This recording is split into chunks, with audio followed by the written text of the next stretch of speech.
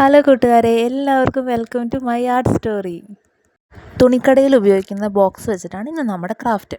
ഒരു A4 എടുത്ത് 4ആയിട്ട് മുറിച്ച് ഇതേപോലെ ഒന്ന് ഒട്ടിച്ചു കൊടുക്കുന്നുണ്ട്. ശേഷം ഞാനൊരു കോട്ട് എഴുതിയിട്ടുണ്ട്, ഒരു കുഞ്ഞൊരു മാലാഖയുടെ ചിത്രം വരച്ചു കൊടുത്ത് കളർ എടുത്തിട്ടുണ്ട്. അപ്പോൾ അതൊന്നും ഇവിടെ ഒട്ടിച്ചു കൊടുക്കുന്നുണ്ട്. ബോക്സിൻ്റെ 4 മൂലയിലും പഞ്ച് ഉപയോഗിച്ച് ഹോളിട്ട് കൊടുക്കുന്നുണ്ട്. വൂളിൻ്റെ ത്രെഡ് എടുത്ത് സൈഡിൽ മുത്ത് കെട്ടിയിട്ട് ആ ബോക്സ് തൂക്കിയിടാൻ പാകത്തിനൊരു സെറ്റപ്പ് ചെയ്യുന്നുണ്ട്. ഡെക്കറേഷന് വേണ്ടിയിട്ട് മുത്തുകൾ നമ്മൾ തൂക്കുന്നുണ്ട്. അപ്പോൾ അതിന് വേണ്ടിയിട്ട് ഓപ്പോസിറ്റ് സൈഡിൽ വലിച്ച് നീട്ടിയിട്ട് ഒരു വൂളൻ്റെ ത്രെഡ് ഇതുപോലെ കെട്ടിക്കൊടുക്കണം. സൈഡിൽ ലൂസ്, അത് തൂക്കിയിടാനും മറ്റേ സൈഡിൽ നമുക്ക് മുത്തുകൾ ഹാങ് ചെയ്തിടാനുള്ളതാണ് വേണ്ടത്.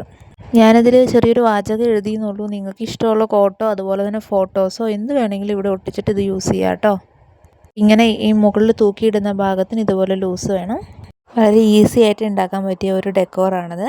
നമുക്ക് ഈ കോട്ടൊക്കെ എഴുതാൻ ഇഷ്ടമുള്ളവരാണെങ്കിൽ കോട്ടൊക്കെ എഴുതിയിട്ട് നമ്മൾ പഠിക്കുന്ന സ്റ്റഡി ടേബിളിൻ്റെ അവിടെയൊക്കെ നമുക്കിത് തൂക്കിയിടാം. അതേപോലെ തന്നെ ഇപ്പോൾ വരയ്ക്കാൻ അറിയാത്ത കൂട്ടുകാരാണെങ്കിൽ നമുക്ക് ഫോട്ടോസൊക്കെ ഇതുപോലെ പ്രിൻ്റ് എടുത്തിട്ട് ഇതുപോലെ ഒട്ടിച്ച് നമുക്കിതുപോലെ ഡെക്കറേറ്റ് ചെയ്തെടുക്കാവുന്നതേ ഉള്ളൂ.